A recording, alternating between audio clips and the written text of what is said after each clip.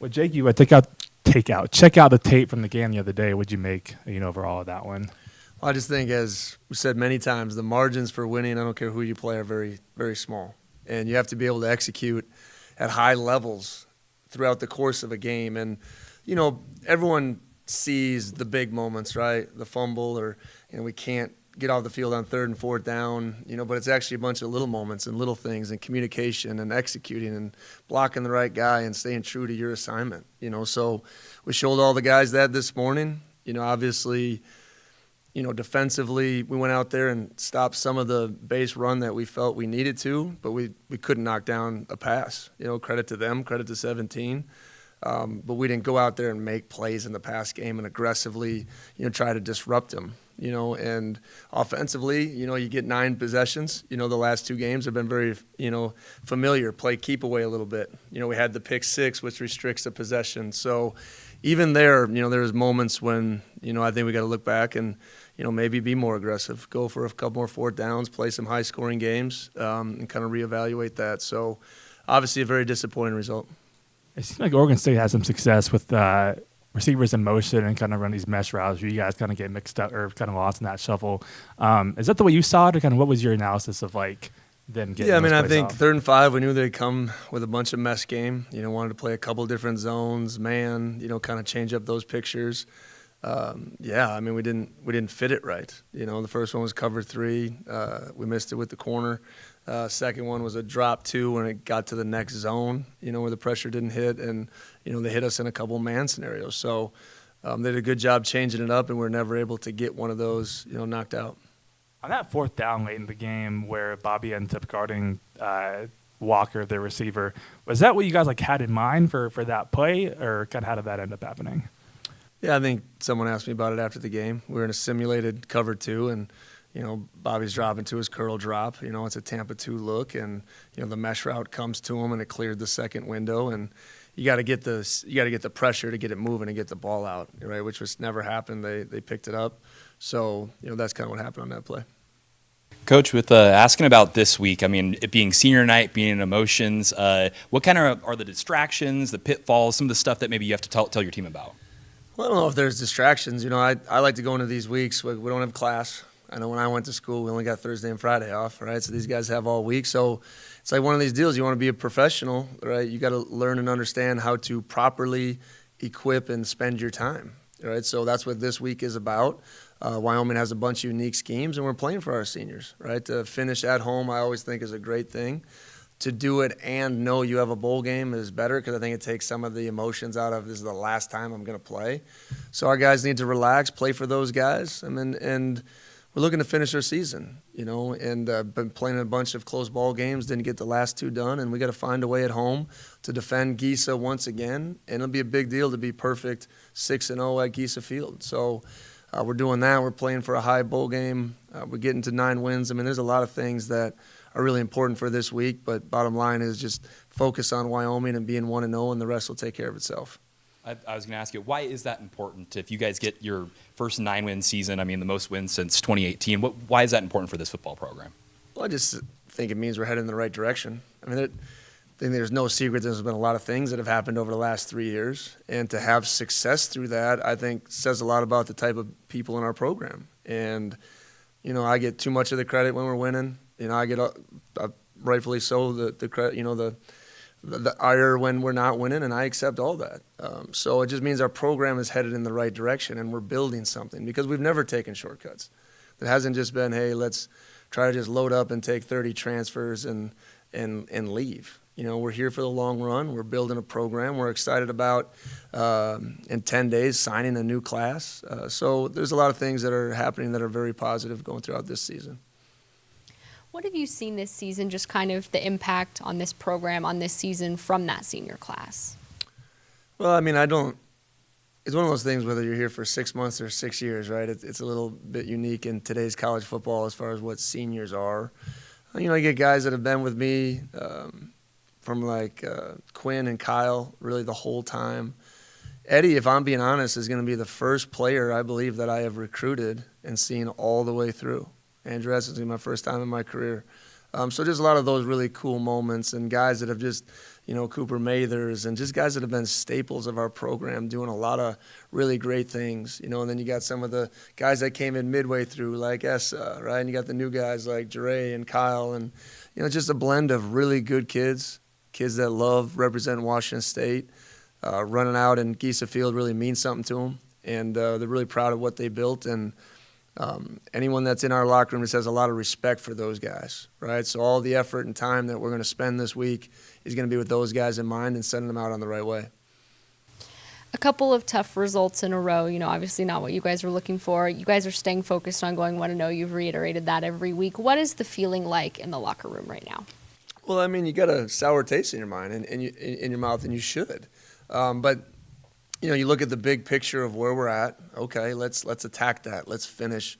Let's find a way to respond to those because, like I said, in the last 2 ball games, we're a couple plays away from changing those results. So, got to find a way to make those plays. Got to find a way to not put ourselves in those situations. Got to find a way to get ahead, and then obviously put somebody away in the fourth quarter. So, those are the things that we're focused on right now. And then obviously after the season, give these guys a bunch of time off before we head into bowl preparation.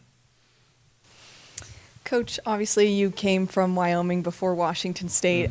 Is there anything, a lot of people might not know what it's like to live in Laramie, and kind of comparing it to Pullman, just like that college feel.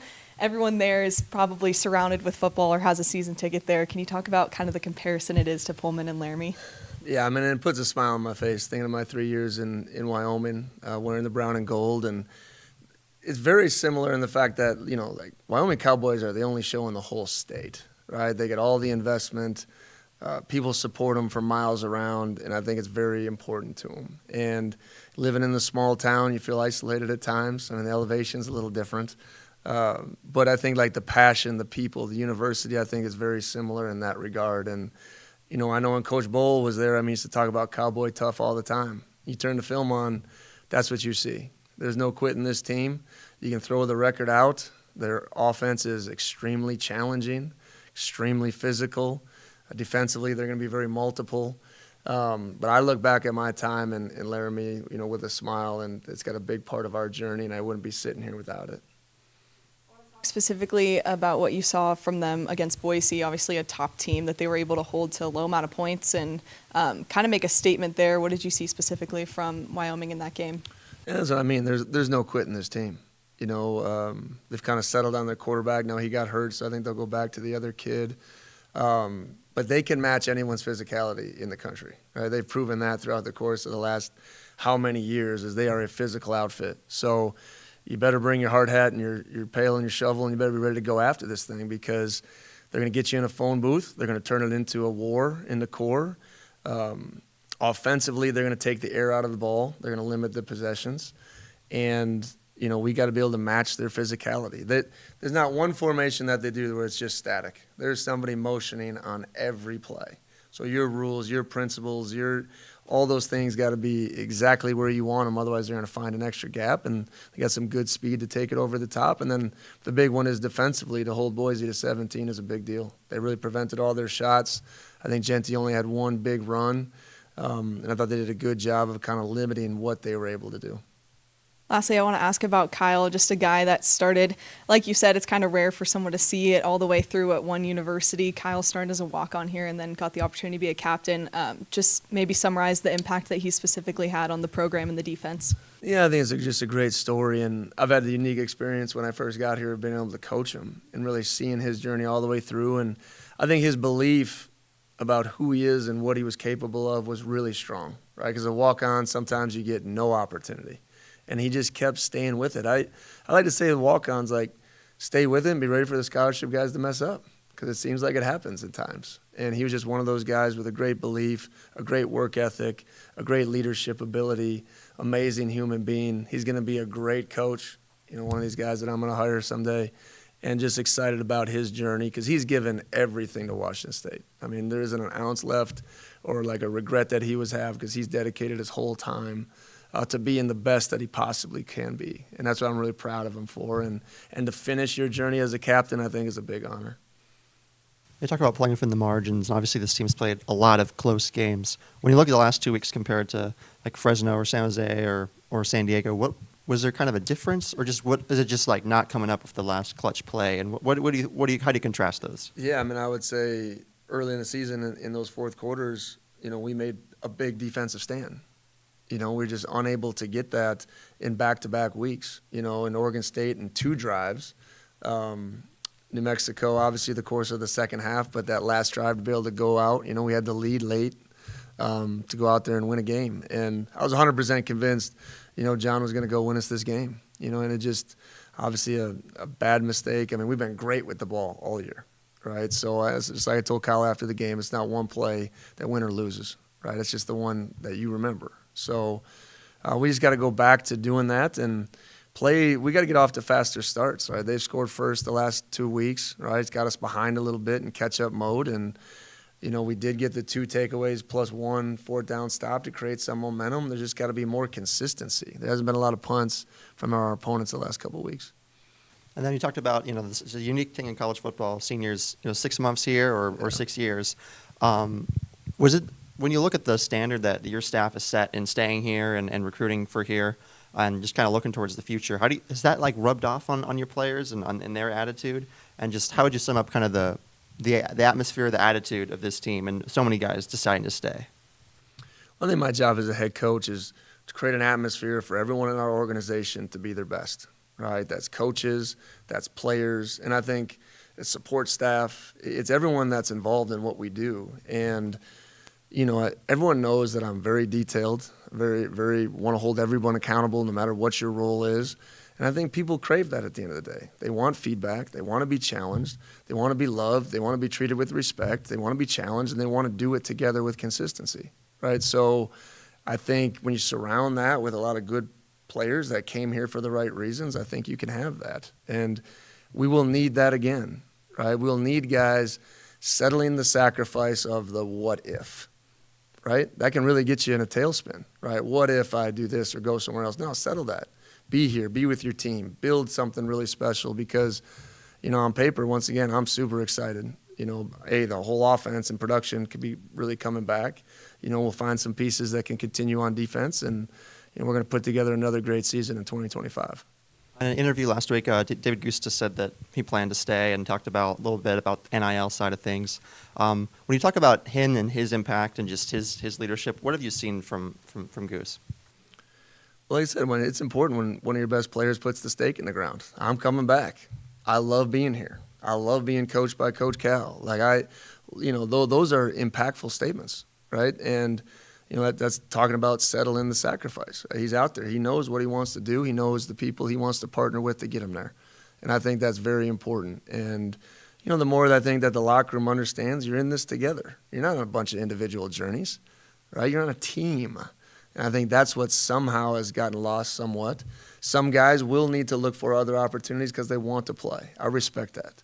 But at the end of the day, let's build the best possible team that we can be. And sometimes I can control that and sometimes I can't. But I'm going to keep running a program the same way I believe what's right, along with the right people that want to be here to do it. Coach, I'm always curious on these weeks when, the students are gone for Thanksgiving break. Do you have to be more of maybe a motivator or to get these guys up when, maybe the student section isn't completely full on game day? Yeah, I see where you're leading me there. I'm excited and just encourage everyone out to come out and support this senior class, right? Because, I think any one of us could say that, like I said, they did stay here. Like Sam just asked about that. And it was important to them to build a great program. And I think we've had a great season. I know everyone feels down right now. I'm with that.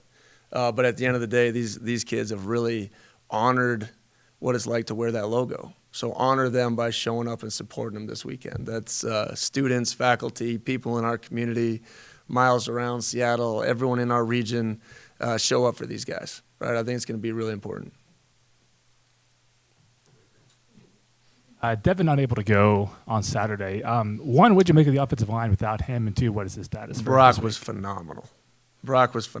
I mean, I just was he's never practiced there really, Greg. And to go out there and do it at the level that he did it was just great. I thought we were in unison.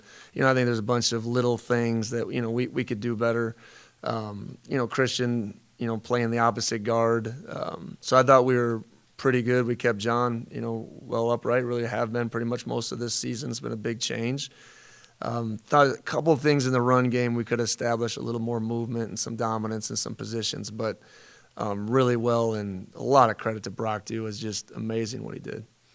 Depth and status for this week. So Dev, right now, we got to see what Tuesday brings. Right now, there's still some swelling in there. He'll probably get it drained one more time before we give it a go sometimes this week and see where he's at. But he's a warrior now. Foot type deal or what's? No, knee. Knee. Okay. Yep. Okay. Last thing for me, you guys, giving up 38 to New Mexico and then 41 yesterday. In your mind, what makes Jeff the right DC to coach these last two games? I would say this, Greg. Just like anything else in our program, I'm in constant evaluation on what's best for the team.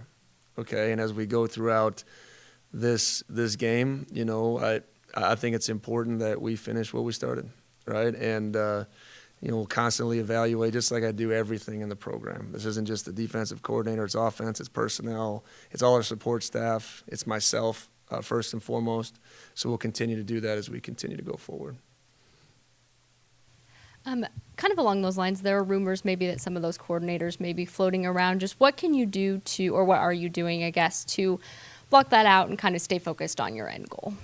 Well, a couple things. When you come on our staff, it's really important to me that you understand is I want the best for you and your family, right? I wouldn't be sitting in this seat without upward mobility within this profession, right? So trust me, I've been with head coaches that have seen it that way and have not. And as long as they're open and honest with the discussions, I want what's best for them. And winning is a magic formula, right? No one wants you when you lose. When you win, you got all the secret sauce and you're the same person, right? So winning comes with that. It just does, right? So as we go forward, we'll address everything that comes, and we'll keep the program in Washington State at the forefront of everything that we do. And we're excited about all those conversations, But until then, just like a player, you got to eliminate those distractions. You got to be where your feet are, and you got to make sure you're doing what's best for the team. For Brock to step into center, just curious about that. What was that process like for him? When did he find out, and what was his actions throughout the week to prepare for that? Well, Brock's the smartest human being I've ever been around. Okay, so this guy is incredible. He's engineering. I look at some of his math books. I have no idea what that means, which is good. They should be really smart people. But it's like riding a bike for him. He was energized by it. We brought him here to be a center. And it just kind of navigated, with Connor and then Dev, best position. And he sacrificed probably for the team, even though maybe his best spot could be center, right? So he was excited. And he's one of those guys, we put the center points where the run's going and all that type of stuff. He would sometimes call it out before Dev does. And that frustrates Devin, which is good, right? But at the end of the day, it was just like riding a bike for him. He was energized by it. It was pretty seamless. The communication aspect was great, and he played his tail off. And last week you talked about Andre just be waiting for bowl prep, right? Yep. And there's any other injury updates for your team? No, I think that's about it. Cooper Mathers will be out. Coop will be out. So he'll be back sometime in bowl preparation. Cooper out with? You got a rolled up on the last play of the game.